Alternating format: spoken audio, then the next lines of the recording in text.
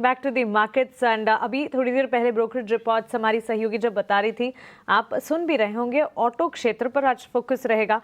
बिक्री के आंकड़े आते हुए दिखे और उसके बाद ब्रोकरेज रिपोर्ट्स ऑटो सेक्टर पर एक्टिव हुई है। मारुति सुजुकी पर लारा की राय है, निवामा ने भी मारुति सुजुकी पर रिपोर्ट निकाली है और लगभग खरीदारी या फिर एक्यूमुलेट करने की ही राय, not just Maruti Suzuki but overall auto sector पर।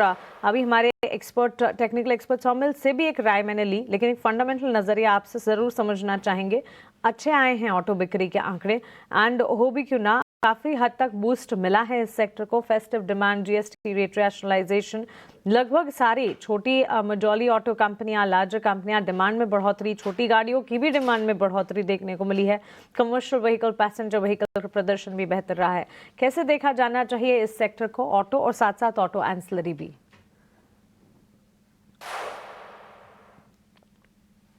मानसी, एक छोटा डिस्क्लोजर दे देता हूँ। अनिवार्य रहेगा कि जो भी निवेश लायक रणनीति आज प्रातःकाल इस कार्यक्रम में रखेंगे, ये हमारे रिसर्च टीम की तरफ से राय है।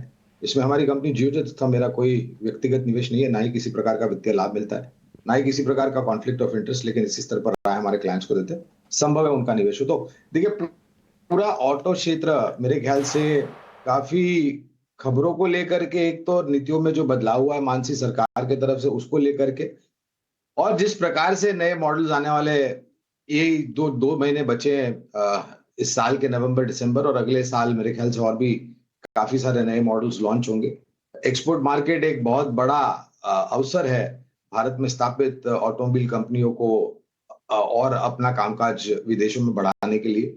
दो पहिया, तीन पहिया, चौपहिया, कमर्शियल व्हीकल और पूर्ण रूप से ऊर्जा से चलने वाले वाहन जो होते हैं, जिसे हम इलेक्ट्रिक व्हीकल कहते हैं, वहां पर खरीदारी की राय है।